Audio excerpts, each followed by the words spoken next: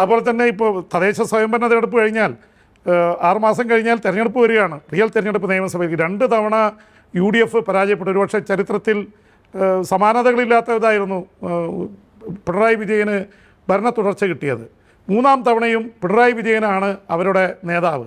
കൃത്യമായി മുഖ്യമന്ത്രി സ്ഥാനാർത്ഥി പിണറായി വിജയനാണെന്ന് പറഞ്ഞുകൊണ്ടാണ് LDF എത്തിയിരിക്കുന്നത്. പക്ഷേ UDFൽ ആരാണ് മുഖ്യമന്ത്രി സ്ഥാനാർത്ഥി, ആരാണ് ലീഡ് ചെയ്യുക എന്നുള്ളതിനെ സംബന്ധിച്ച് ഇപ്പോൾ ആശയക്കുഴപ്പമുണ്ടെന്നാണ് റിപ്പോർട്ടുകൾ.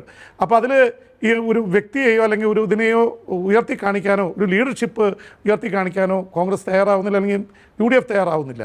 അത് വോട്ടർമാർക്കിടയിൽ വലിയ കൺഫ്യൂഷൻ ഉണ്ടാക്കുന്നതല്ലേ? ഒന്ന്, പിണറായി വിജയൻ തന്നെയാണ് ഞങ്ങളുടെ മുഖ്യമന്ത്രി സ്ഥാനാർത്ഥി എന്ന് പറയുന്നത് തന്നെ ഞങ്ങൾക്ക് നല്ലതായി.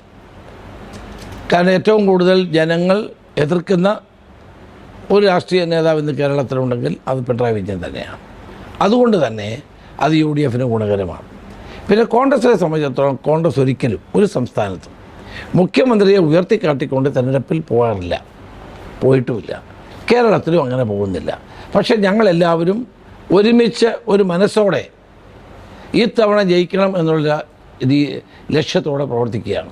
പഞ്ചായത്ത് തെരഞ്ഞെടുപ്പിൽ ജെയിംസ് എഴുതി വെച്ചു, ഞാൻ KPC പ്രസിഡൻ്റ് ആയിരുന്നപ്പോഴാണ് ഏറ്റവും വലിയ വിജയമുണ്ടായത് 2010 70%.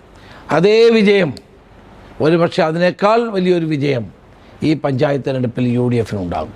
UDFന് അനുകൂലമായ ഒരു തരംഗം കേരളത്തിൽ രൂപപ്പെട്ടു വരികയാണ്. അത് ഈ ഗവൺമെൻറ്റിൻ്റെ ദുഷ്ചെയ്തികൾക്കെതിരെ, മുഖ്യമന്ത്രിയുടെ പ്രവർത്തന ശൈലിക്കെതിരെ, ഗവൺമെൻറ്റിൻ്റെ പാവങ്ങളോടുള്ള സമീപനങ്ങൾക്കെതിരെയുള്ള ജനങ്ങളുടെ വിധിയെഴുത്തായിരിക്കും.